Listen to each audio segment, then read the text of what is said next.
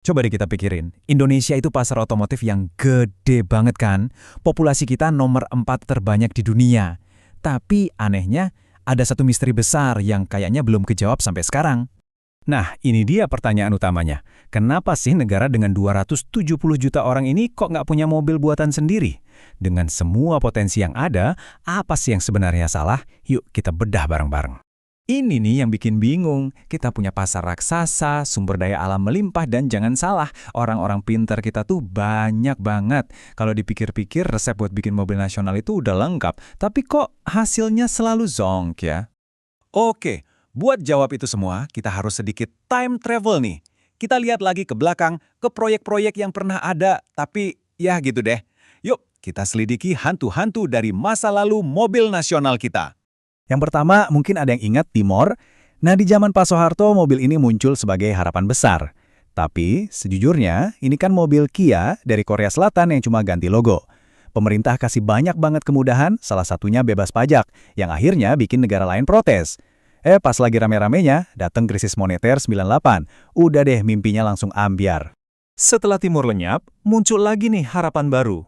Tapi harapan yang satu ini dapat julukan yang agak serem. Orang-orang nyebutnya mobil gaib. Yap, bener banget, kita lagi ngomongin SMK. Awalnya keren loh, mobil bikinan anak-anak SMK, tapi kontroversinya juga nggak kalah heboh. Banyak yang curiga ini cuma mobil Cina yang ganti merek doang, dan yang paling bikin orang geleng-geleng kepala, SMK ini kayak mobil musiman. Munculnya cuma tiap 5 tahun sekali pas dekat-dekat pemilu, abis itu hilang lagi. Ya gimana publik mau percaya kan? Jadi, udah 2 proyek gede, dua-duanya gagal total. Tapi ini bukan cuma soal sial doang loh, ada masalah yang lebih dalam, masalah sistemik. Nah sekarang kita coba bongkar, apa aja sih akar masalahnya? Kalau kita rangkum, ada 3 biang kerok utama kenapa mimpi mobil nasional kita tuh kayak jalan di tempat. 3 langkah yang tanpa sadar malah jadi resep kegagalan. Masalah pertama nih, kita itu masih jajan. Maksudnya, kita belum bisa bikin semua komponennya sendiri. Bayangin aja, komponen paling vital kayak mesin dan transmisi itu masih impor. Hasilnya, ya jelas biaya produksinya jadi bengkak dan susah banget buat bersaing sama harga mobil yang udah ada. Tantangan kedua, dan ini berat banget, pasar kita itu udah dikuasai. Coba lihat deh di jalanan, merek-merek Jepang kayak Toyota, Honda, Suzuki itu udah kayak raja. Mereka udah bangun benteng yang kuat banget selama puluhan tahun.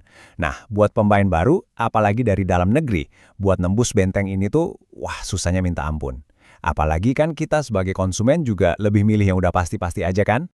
Dan mungkin ini biang kerok terbesarnya, inkonsistensi kebijakan. Ganti presiden, ganti visi. Proyek jangka panjang kayak mobil nasional itu butuh komitmen bertahun-tahun, nggak bisa sebentar. Tapi karena setiap 5 tahun kebijakannya bisa berubah total, akhirnya proyeknya jadi terbengkalai. Nggak ada kepastian, investor juga jadi males mau masuk.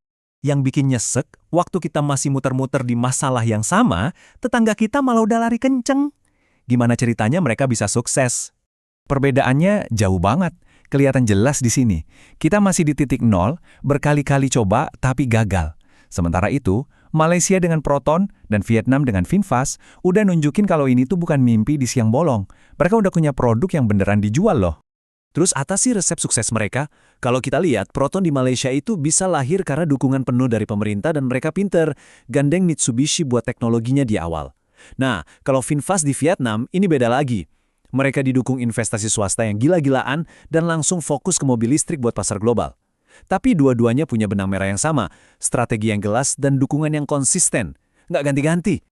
Oke, kita balik lagi ke Indonesia sekarang. Setelah jatuh bangun berkali-kali, apa masih ada harapan?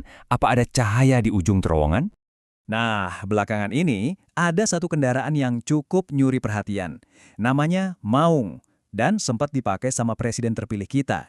Kelihatannya sangar, gagah. Banyak yang langsung mikir, wah jangan-jangan ini dia nih, bibit mobil nasional yang baru.